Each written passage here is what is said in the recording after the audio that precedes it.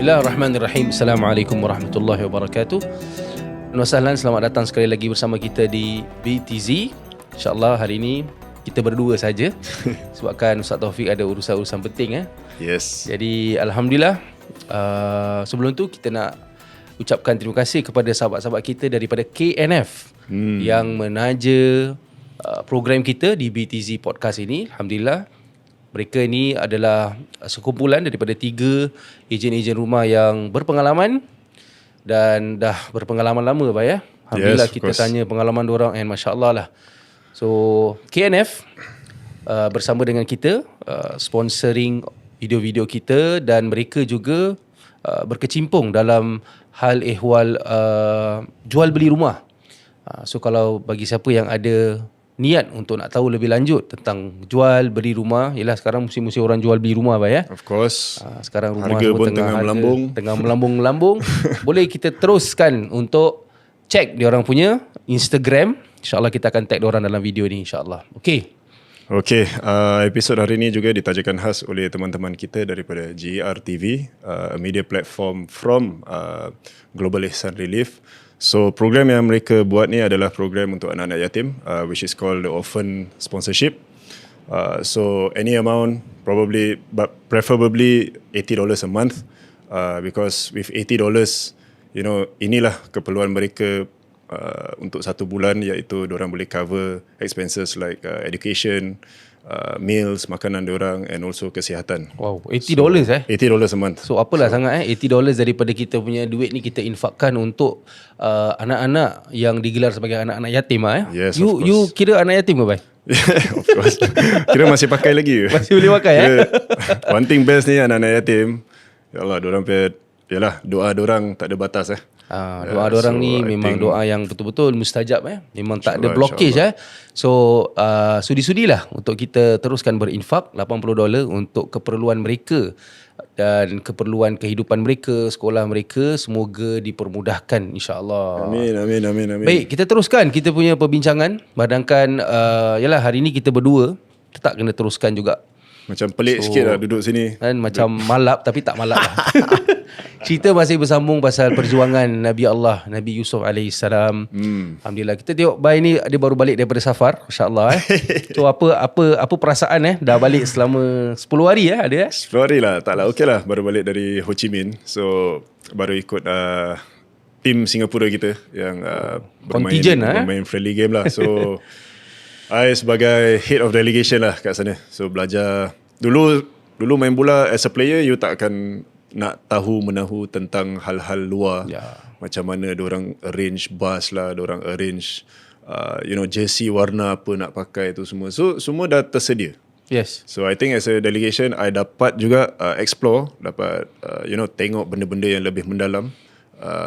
You go to match punya commissioner meeting and all that. Official, so, you dapat tahu benda-benda yang diorang dah agree sebelum match. Wow. Sebelum match day. So macam kita dah sepakat lah, okay, jersey saya akan pakai jersey merah, awak akan pakai jersey biru. So the behind the scenes behind the scene. Jadi referee pula macam referee pun akan, dia pakai baju kuning ke dia nak pakai baju hitam. Jadi dia nak kena tengok kontras warna. So all the small details ni pun main peranan. Small details. Wow. Jadi pergerakan bas pukul berapa, escort polis ikut pukul berapa kita kena sampai stadium. So kita nak kena macam project kan lah benda tu. Jadi semuanya atur dan semuanya macam smooth lah kita punya arrangements. So that's one thing I dalam kerja bola ni dapat tengok lah dalam hal-hal luar-luar ni. Dunia baru lah. I think before this, pengalaman you as a player dalam padang is a big experience lah. Yes, of course. Kita macam, yalah, kita tak pernah ambil kisah lah. Kita tahu benda semua dah siap untuk kita. Because I believe kalau you nak kena plan for other things, you akan hilang fokus dengan permainan bola you pula. Betul. Cuma sekarang ni I think pengalaman yang lebih mahal adalah preparation. Macam mana kita nak buat players semua fit. Betul. Semua on the ball, orang semua cukup makan ke tak, cukup pakaian ke tak. At the same time pun nak kena mentor diorang juga. So macam sekali-sekala juga, we touch on macam benda macam how semangat you are. Kita nak kena naikkan balik semangat orang main bola kan. Pasal yalah sekarang generasi sekarang banyak banyak distraction lah, I can say. Of course, betul. Sekarang diorang ada sekolah, diorang ada army, diorang ada Banyak apalagi sekarang tanggungan social lah, media kan. So banyak benda. So mungkin fokus tu dekat dalam padang agak taklah cakap mengurang, tapi kita nak constant kan, maintainkan tu fokus tu, yang kita nak tahu, yang kita nak kasih tahu yang bola ni kerja utama diorang. Yeah. So that's So very important. I believe that kira mental punya preparation pun very important. Especially mental health today. I think very important for also players, for athletes as well, because banyak demands. Sekarang you ada broadcast, you ada cameras, you ada media, you ada macam-macam daripada sudut sponsorship and all that. You nak kena bercakap, you nak kena berdepan dengan kamera. I think this is part of the pressures Yes, correct. So indirectly diorang daripada tak ada rasa pressure, aku setakat datang masuk dalam padang main bola, sekarang nak kena buat macam-macam benda. So diorang pun tak tahu diorang prepare ke tidak, and expectation dari fans. Sekarang dulu you kalah, keluar surat khabar satu page je, you kalah. You tak dengar rintihan-rintihan orang tau. Sekarang you kalah, they post on social media. Beribu you orang. dapat tengok berapa orang, berapa ratus berjuta komen. orang komen Beribu komen. Dan diorang ni manusia. Diorang akan baca. Betul. Pasal apa kita player, kita nak tengok lah orang puji kita tidak, orang kutuk the kita reactions tidak. ni semua pun, jadi tu benda tu akan jadi macam will affect the mental jugalah. Yes. In a bit, besok pergi training kita akan rasa alamak, macam mana aku semalam dah buat mistake macam ni macam tu kan. So part of my job also is actually to mellow down that pressure, expectation lah. Okay. So that diorang ni boleh fokus dekat kerja diorang, and hopefully mereka boleh kasih yang terbaik. Wow. So dalam apa pun yang kita buat kat dunia ni, kalau kita tengok, semuanya terletak dalam beneath kita punya mental. Of course. Dalam apa juga. Lagi-lagi kita tengok pada kisah Nabi Yusuf bagaimana Nabi Yusuf bermula kisahnya dengan permulaan yang agak sedih. Yes. Yang dia telah dilakukan oleh abang-abang dia. Yalah, orang yang terdekat kan. Ada pepatah Arab kata tu kira macam kita tak akan sangka sebenarnya musuh ketat kita ni datang daripada orang yang terdekat. Yes, exactly. So kadang-kadang bila cakap tentang mental health ni, dia bukan sekadar Nabi Yusuf tu dilemparkan di dalam perigi dan sebagainya. Dia lebih kepada bagaimana dia nak react satu hari nanti dia nak berdepan dengan abang-abang dia ni. Betul. Dan kita dah masuk pada topik yang Nabi Yusuf ni dalam penjara, dan ni dia dah terakhir ni almost dah habis. penghujung. Yes. Dan Nabi Yusuf, yalah, atas jaminan Allah SWT kata dalam Quran yang Allah akan berikan dia kemudahan. Jadi bila bermulanya kisah Nabi Yusuf ni dengan adik-beradik dan sebagainya, ini satu perjuangan perjuangan. Sehingga kan dia pun lalui kisah bersama Imra'atul Aziz, itu Zulaikha kan. Kita tahu yang Nabi Yusuf dalam episod-episod lepas, ketika Nabi Yusuf walaupun dalam keadaan dia tak bersalah tu, tapi dia dalam situasi yang mental dia terjejas ni. Of course. Kan? Mental dia terjejas. Sampai dia dah surrender nak masuk nak masuk penjara So pasal nak give up hidup luar kan. Dan dia rasa macam this is mental. So mental ni benda yang emotional kita, kegembiraan kita ni Allah SWT menitik beratkan sangat. Walaupun dalam Quran Allah SWT tunjukkan yang para anbiya, kalau kita tengok dari sudut sejarah dan ungkapan daripada para ulama, kalaulah kita diuji dengan ni, para anbiya diuji 4 kali lebih ganda. Exactly. Lebih ujian mereka ni. So bukan kita kata orang tu lebih alim, dia lebih dekat dengan Allah tu lebih tak ada ujian. Tapi kita lihat para ulama menceritakan cerita-cerita para anbiya ni, kebanyakannya diberikan ujian. Dan ujian ni tak lain tak bukan melainkan untuk nak mengangkat martabat dia. So kalau you tak boleh go one step ahead dalam mengatasi, overcome all your pressures as if you have a footballer then you tak boleh reach the mileage yang orang-orang player boleh main 10 tahun at the very top level. Exactly. So benda ni dalam kehidupan manusia sama. That's why bila Allah letakkan dalam Quran, Allah kata Nabi Yusuf mengatakan bahawa qala rabbis sijnu ahabbu ilayya. Ya Allah, sungguhnya kehidupan dalam penjara tu lebih aku cintai. Ingat saya ayat tu. Mimma yad'unani ilayhi. Dengan apa yang mereka tuduh aku ni, aku tak apalah. Aku surrender diri aku dalam penjara. Dan benda tu berlalu bertahun. So masuk penjara bukan 6 bulan ke apa. Cerita Nabi Yusuf dalam penjara ni bertahun. Ada ulama kata 10 tahun, ada ulama kata 16 tahun. Yang penting dia masuk dalam penjara. You masuk dalam penjara tak kira tahun baik. Satu hari pun you akan affect. You tengok tembok je sih. Satu hari pun you akan traumatized dengan pengalaman tu.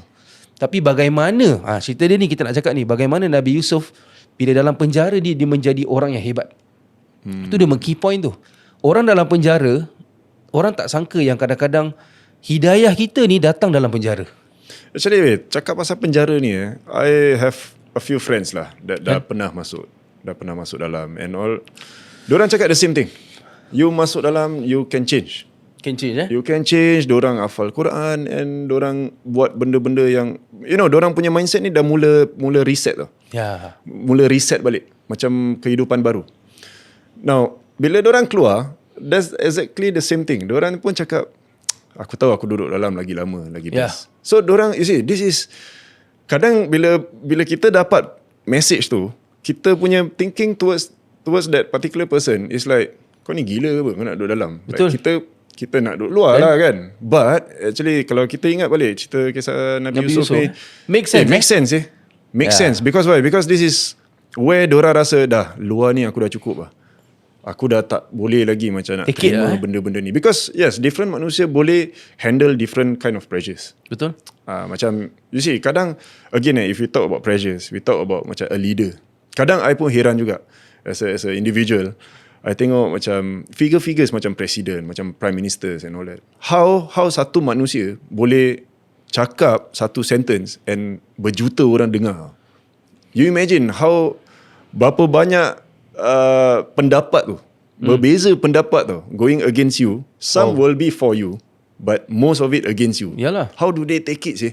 Dekat dalam It's bilik, the pressure, maybe pressure tau. Benda tu pressure. Kita main bola kadang pun rasa macam, okay, jangan cakap main bola, macam kadang hidup biasa. Kita ada bill nak bayar, kita ada loan nak bayar, kita ada expectation kan, ada deadline kan semua.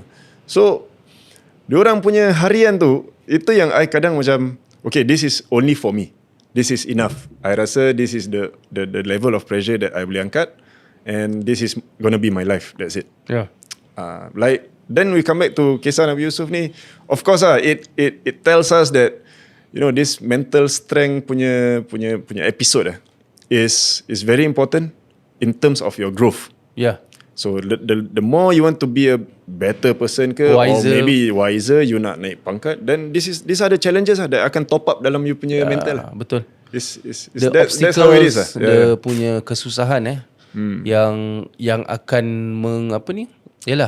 kesusahan ataupun ujian-ujian yang membina lah, yang buat you jadi lebih orang lebih baik. I tengok daripada ayat tu sendiri. For me like macam Allah SWT dah tahu yang akan datang kita akan realize that kehidupan kita dalam penjara. So penjara ni is satu benda yang berlaku pada Nabi Yusuf. Tapi I boleh kiaskan benda ni kalau you hidup dalam masyarakat yang begitu terbuka, and bila you membawa Islam ni agak gharib. Lepas tu Nabi kata, fatuba lil ghuraba. Berbanggalah orang-orang yang menganggap diri mereka ni strangers. So Islam ni actually dia mengeksklusifkan diri you. Sama macam bila you masuk penjara, you dah isolate diri you.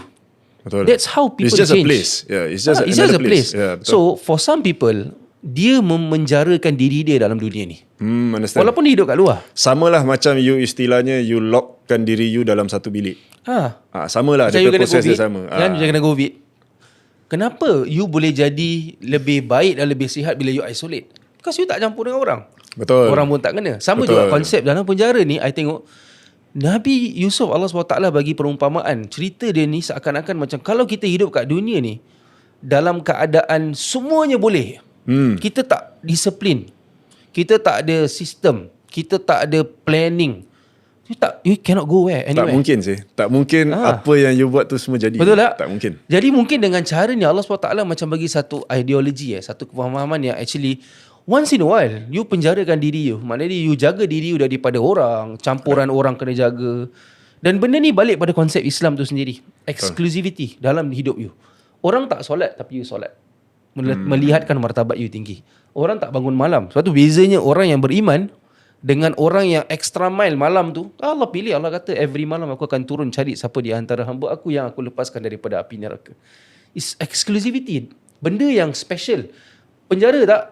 Penjara tak ada orang nampak. Kan? Semayang malam tak orang sama nampak. Sama apa? Konsep dia sama. Yes. Konsep dia bila you mengasingkan satu amalan tu dengan tujuan yang aku buat benda ni berat di sisi orang semua. Correct. Sama juga bila you masuk penjara, berat tak? Berat. Tapi kadang-kadang through that you become a different person and you become a better person.